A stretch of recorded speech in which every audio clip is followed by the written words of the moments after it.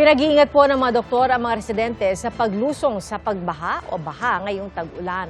Ayon sa Department of Health, tumaas ang bilang ng kaso ng leptospirosis sa unang 5 buwan ng 2026 kumpara sa parehong panahon noong nakaraang taon.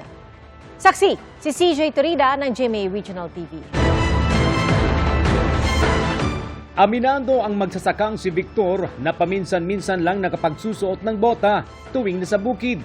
Inuugasan lang ng malinis na tubig at saka binabanlawan ng alcohol. Pag gumagamit ka ng bota, sir, ginagawa niyo rin po ba? Malulunod lalo na pag mataas na yung tubig. Ayon sa Center for Health Development Region 1, karamihan pa naman sa mga tinatamaan ng leptospirosis sa Ilocos Region ay mga magsasaka. At hindi lang daw sa baha maaaring makontamina ang isang individual. Contrary doon sa popular na akala na sa tubig baha lamang ito makukuha, ito rin po ay maaaring makuha sa kahit na anong tubig na infected po ng ihi ng daga. Since ang ating pong mga sakahan ay maaaring mayroong mga infected na daga, maaari din pong magkaroon ng mga tubig na meron pong leptospirosis. Ayon sa Department of Health, ang leptospirosis ay sakit na nakukuha mula sa leptospira virus na nakukuha mula sa mga infected na hayop na maaaring makontamina ng lupa at tubig. Kabilang sa mga sintomas nito ang lagnat, pananakit ng kalamnan, panginginig, pananakit ng ulo at katawan, pagkasira ng tiyan, pamamantal, paninilaw ng balat at pamumula ng mata.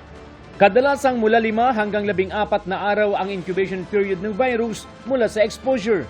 Maliban sa pagsusuot ng bota at pag-iwas sa paglusong sa baha ngayong tag-ulan, pinapayuhan ng mga doktor ang mga residente na magpatingin sa doktor kung sakaling makaranas ng sintomas.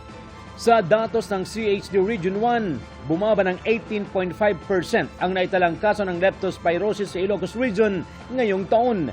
Subalit 5 sa 53 kaso ang namatay sa sakit.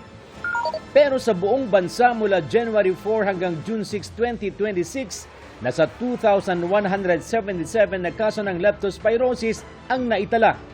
Ayon sa DOH, mas mataas ito ng 6% kumpara sa datos ng parehong panahon noong nakaraang taon. Nagpaalala na rin ang CHD Region 1 sa pagkuha ng antibiotics na doxycycline na walang reseta mula sa doktor. Napakadelikado po dahil unang-una at kapag ito po ay nainom ng hindi tama, maaaring magkaroon po ng resistance yung ating pong virus at sa mga susunod na panahon, maaaring hindi na po gumana itong antibiotic na ito. Ako si CJ Torida ng GMA Regional TV, ang inyong saksi.